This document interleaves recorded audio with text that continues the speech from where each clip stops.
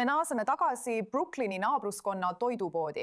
Sellest on ootamatult saanud palju suurema poliitilise tormi keskpunkt pärast seda, kui Iisraeli tooted riiulitelt eemaldati. Pärast tulist hääletust, mis on vallandanud pahameele, tagasiastumised ja diskrimineerimissüüdistused.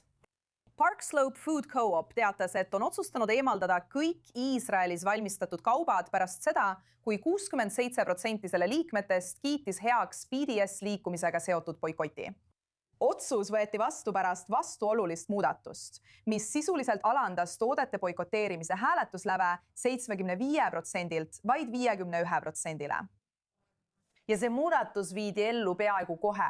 Väidetavalt eemaldati tooted riiulitelt mõne tunni jooksul. Nüüd levivad selle tagajärjed kiiresti.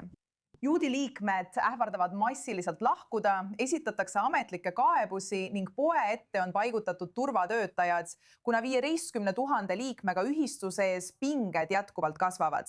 Ja meiega liitub nüüd Rachel Simon. Ta on Austraalia juudi naine, kes elab New Yorgis ja kelle ettevõte Seed Satan Mill oli samuti BDS liikumise sihtmärgiks. Tead, Rahel, sa oled New Yorgis saanud vastulöögi selle eest, et oled avalikult Iisraeli toetaja, juhtides samal ajal väikest poodi. Räägi meile natuke sellest kogemusest ja sellest, kuidas see on mõjutanud sinu reaktsiooni sellele, mis just juhtus Park Slope Co-opis.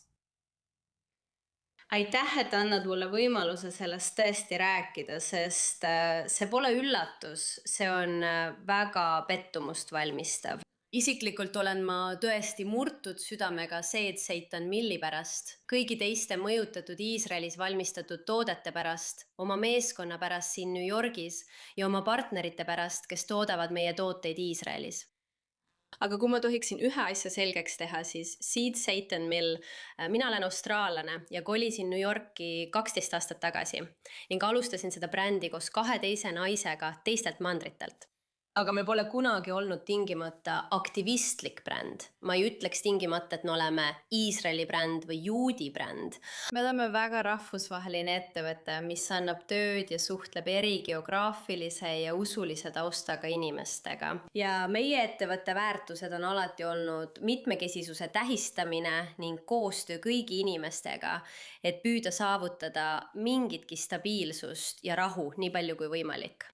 Miks siis ikkagi sina sihikule võeti? Meie tooted on märgistatud tekstiga valmistatud Iisraelis. Meie tooted on väga uhkusega valmistatud Iisraelis ja need on ka vastavad märgistatud. Nii palju kui mina aru saan, siis kui toode on valmistatud Iisraelis, olenemata sellest, kes seda toodab. Kui toode on valmistatud Iisraeli piirides, siis selline toode pole Parkpatsloe ühistus enam oodatud. Huvitav, kas teie tooteid siis tegelikult müüdi Park Slope ühistus? Jaa. Mis see siis on? Jah, me oleme olnud Park Slope ühistus umbes 6 aastat ja see oli meie jaoks väga suur eesmärk ja saavutus, kuna oleme väga väike bränd. Me olime väga innukad ühistusse pääsema. Ma olen suur toiduühistute töökorralduse ja toimimise fänn ning hindan väga neid väärtusi, mis tavaliselt toiduühistute aluseks on. See, et inimesed tulevad kokku, töötavad koos ja saavutavad nii paremaid tulemusi iseenda jaoks. Ja antud juhul töötab ühistu koos, kõik panustavad oma aega ja toetust, selle eest saavad nad vastu väga taskukohase hinnaga toidukaupu. Ja ma olin tõesti uhke, et meie tooted selles poes müügil olid. Ja mõju meile on ilmselgelt rahaline. Jääme ühistus ilma $1000 väärtuses müügist. Aga kui ma võiksin rääkida isiklikumalt New Yorgis elava inimesena ja kui maailmakodanik ning keegi, kes hoolib kõigist inimestest, siis ma olen lihtsalt isiklikult. See on avaldanud väga suurt mõju moraalile ja see on jätnud mind väga masendunud tundma. Umbes tead selle teema tõelise, ehtsa ja konstruktiivse vestluse tuleviku kohta. Kas sa proovisid sellele vastu astuda? Huvitaval kombel ei kutsunud ühistu meid kellegagi rääkima. Kui keegi oleks küsinud, siis see pole tõsi, parandage mind. Ma olen rääkinud ühistu üksikute liikmetega, kes juhtuvad olema mu sõbrad. Aga ühistu, ütleme siis juhtkond, ei kutsunud meid boikoti mõjust rääkima. Et tuua esile inimesed, kes meie tooteid toodavad ja ma oleksin tõesti tahtnud seda teha päriselt ka, sest minu arvates on BDS lihtsalt nii üldistav ja nüüri viis väga keerulise ja mitmetahulise teema käsitlemiseks. Ja seda ei lahendata kunagi sellisel viisil. Ma oleksin tahtnud lihtsalt rääkida nende inimeste lood, keda see kahjustab. Ja, et ma ei saa seda täielikult mõista, aga ma võin ainult ette kujutada, kui pettunud su ettevõte on ja kui raske see sinu jaoks pidi olema.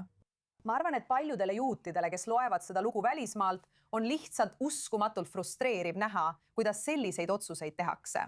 Aga ma loodan, et sa jääd tugevaks ja leiad teisi ettevõtteid, kes on valmis sinu tooteid müüma ja kellel on kindlam moraalne kompass, ütleme nii. Suur tänu, et meiega liitusid, Rachel. Aitäh, et mind kutsusite, aitäh!